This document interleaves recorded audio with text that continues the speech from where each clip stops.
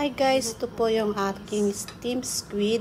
Yan po at tuturuan ko kayo kung paano natin lulutuin ito. Yan po guys. Una guys ay ating pong lilinisan ang ating squid. Alisin po natin ang ulo at ating pong balatan ang squid. Dahil ayaw po ng amo natin na mayroon siyang balat. Guys, madali lang po natin maalis ang skin ng squid. Yan lamang po, ganyan lamang po ang ating gagawin. Yan po guys. Kailangan malinis ang buong squid. Yan po guys. Huwag po natin ipahiwa sa palengke kung tayo ay bibili. Kailangan buo po siya. Dahil tayo na po ang maglilinis. Yan po guys. Ganyan po tayo maglinis dito sa abroad. Sa Pilipinas hindi nila inaalis yung skin. So, pero dito sa Hong Kong, inaalis nila yung skin. Yan po guys. Linisin natin sa loob. Yan, scoop natin yung mga kinain niya sa loob. Yan. Kailangan natin linisan ng maayos. Yan po guys. Para malinis na lulutuin natin ang squid. Yan po guys. Hugasan ng maayos. Yan. Yan po guys.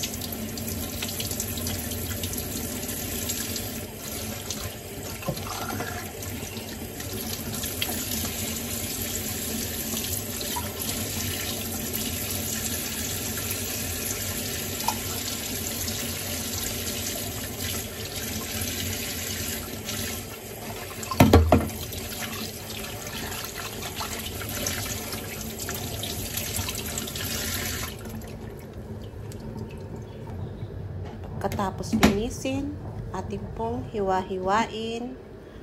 Ayan po guys. Hiwain natin.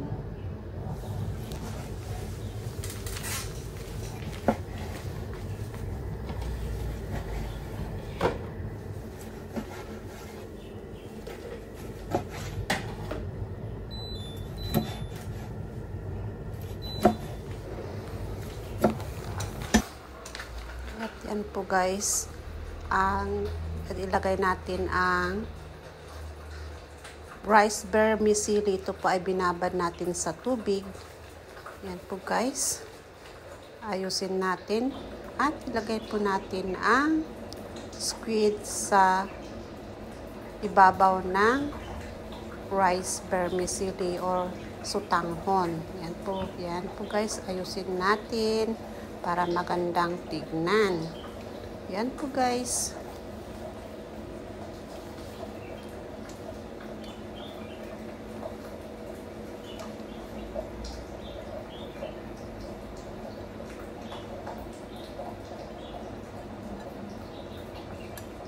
Yan po. Naayos na natin. Ilagay natin ang garlic, ginger,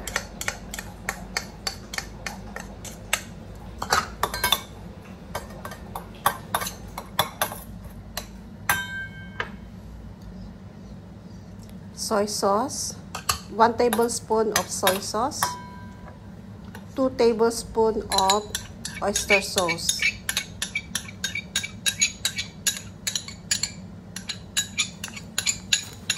Yan po guys. Haluin natin ng maayos.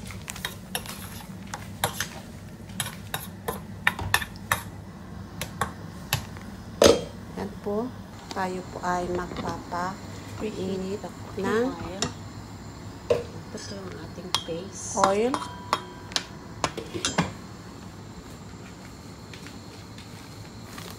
Hintayin natin.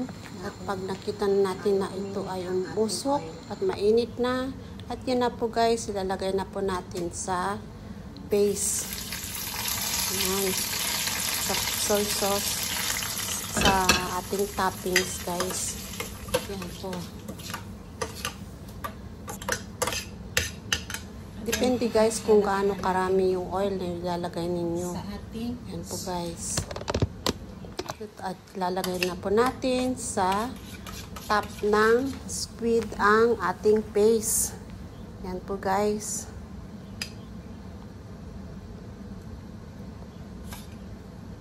Kailangan makoveran lahat ng ang squid guys. Yan po guys.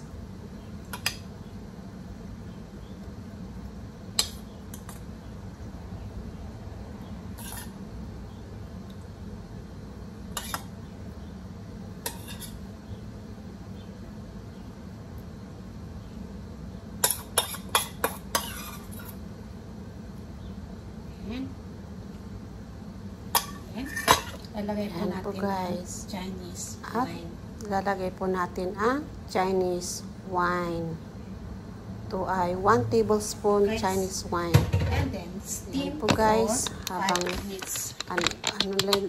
yan po guys, sinahintay natin na Yan po guys, steam na natin. kumulo ang tubig at yan, lalagay na po natin sa wok.